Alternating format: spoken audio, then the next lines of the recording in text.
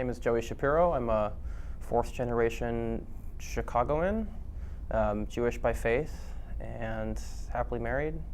Work for Interfaith Youth Corps on an international project that does multi-faith action around malaria eradication. If you look at the 8 Millennium Development Goals, you can really sit down and say malaria either is directly involved in or can have a positive effect on 6 of the 8. Interfaith Youth Corps is a reasonably young nonprofit in Chicago, started here by a local guy named Ibu Patel. It's really about bringing young people to the table to work together, do service projects, in the process sort of share values. If ever there's a way to affect positive change across the world and do it with any amount of interfaith cooperation, it's going to have to be some common idea of justice and helping people.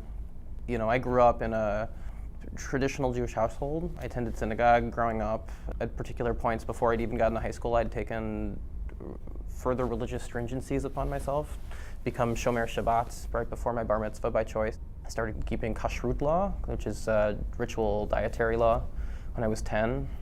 I ran track and cross country, and I basically couldn't compete because these things were all on Friday night, Saturday.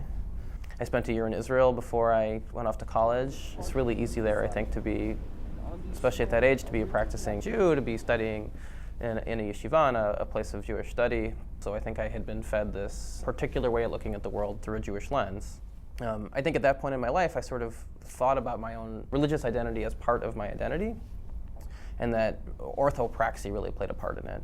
I don't think it was till later when I got to university, I got to college, and I was really thinking about, I was having a very different experience of faith. I felt that continuing to be observant was keeping me from sort of growing, meeting people that were really going to challenge who I was and really expand and grow within myself. And that really my understanding of myself through my faith since then has really been very much pinned on my connection to my family, historically, culturally, but also sort of looking forward as I'm beginning a family. And so I let it go by the wayside. I started to sort of push outside of the way that I've been for a decade at that point. And I ended up getting really interested in the origins of Hebrew Bible and early rabbinic texts and even early Christianity. And then ended up at Harvard Divinity School to do more of that because it was just so fascinating. And it had become such an important part of me understanding myself as a Jew and in the context of a larger sort of historical and religious sweep.